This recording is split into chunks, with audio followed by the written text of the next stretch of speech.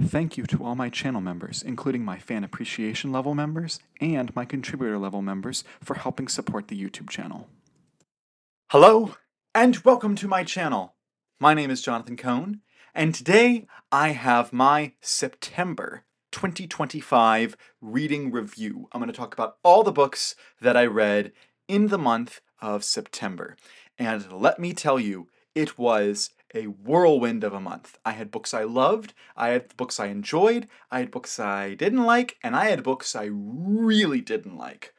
I have the whole swath of books this month, and I am excited to talk to you about all of them. I have, I think, if you're using the Goodreads review, out of 5 stars, I have 4 books that would be 5 stars. I have 4 books that would be 4 stars. I have 1 book that's a 3 star, and I have 2 2 stars that were almost 1 stars. They were almost 1 stars. So let's go ahead and talk about the books. I'm actually going to start with one of the best books I read this month that is ineligible to be my book of the month because it is a reread. So I'm going to talk about this first to get it out of the way. That is my reread of Outbound Flight. Outbound Flight was one of my favorite Star Wars novels the first time I read it, and upon reread, I loved it even more. This is a superb standalone book. I mean, it kind of is like a part of a duology with Survivor's Quest, but it's a superb standalone book. And upon reflection of the EU standalones, it is my second favorite. It is right behind Kenobi. It is an absolutely superb novel. And I reread this month because my friends from my group, the Awkward Silence Gang, we are getting together on my channel to do a review of the novel in depth, a spoiler review. I'll have a non-spoiler review, that's just me, and then the group of us will get together to do a spoiler discussion. That will happen in the next few weeks. I don't know exactly when, but it will happen in the next few weeks. But I absolutely loved this book. It's a brilliant, brilliant book, and I think Timothy Zahn outdid himself here, and it is incredible that he was able to fit so much epic story in a single book.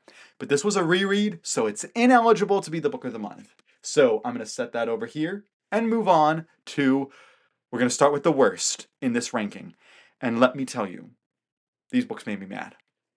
So I'm going to start with Star Trek Gateways, What Lay Beyond. This is a short story novella collection that is set after each of the novels in the Gateway series. And there was one short story in here I liked. That was the Voyager short story. And not because it had a great plot, but because Christy Golden just gets the character voices. But the other 5 novella short stories just didn't work for me. And I'll have a full review talking about why, but I feel so much that wish I had not chosen this series for us to talk about on Literary Treks. After committing to all this, I feel like it was just a waste of time. And that is really unfortunate for me to say, but this book was such a swing and a miss. I mean, it was just so ill-advised, and as we'll talk about on the Star Trek podcast Literary Treks, there's a reason that they didn't use this formula again in the future, because it stunk so bad.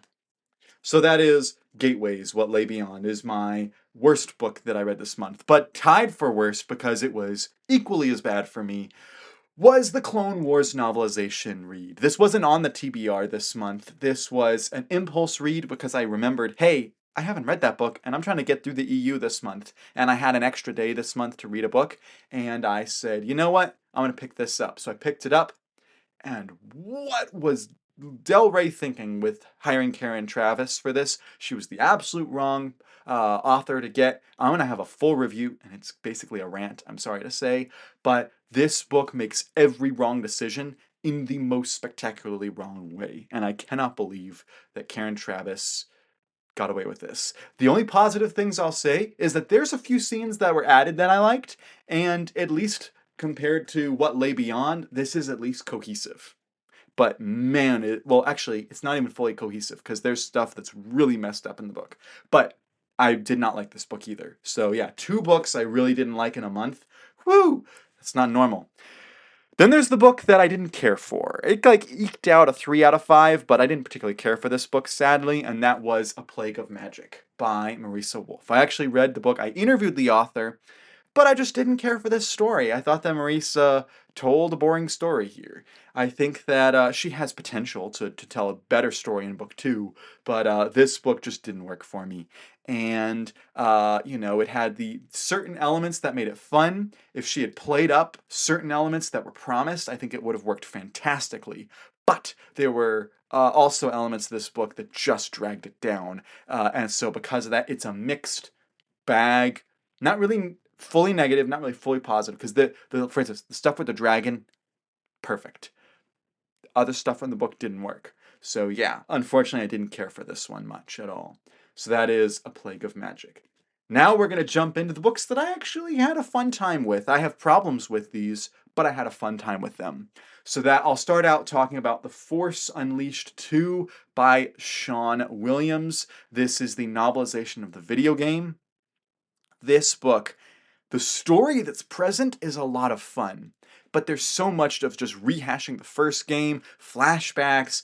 It's such a paper thin story that even though it's 330 pages, it's like novella length of a story. And apparently the video game is too. And just the choices in this book are baffling. Not so much the book. I said the choices in this story that they did for the video game are baffling.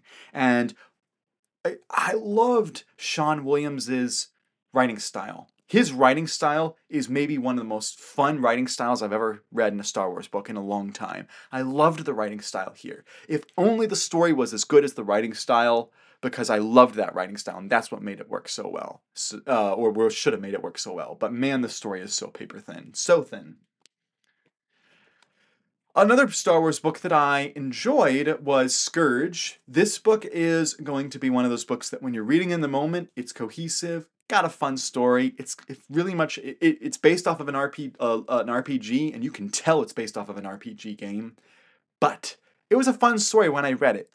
But in a couple of months, this is going to be that, oh yeah, I think I read that book. It's such a forgettable story. It's such a forgettable story. And so I'm sorry to say it could have been higher. I enjoyed it, but it could have been better. Now we're going to get into the pretty good books. Some pretty good books here. I read a new release this month, Ken Follett's Circle of Days. The publisher sent me this to read, and I quite enjoyed it. Now, it's not as great as the Kingsbridge books, but it does follow the formula that the Kingsbridge books, particularly Pillars of the Earth, follows.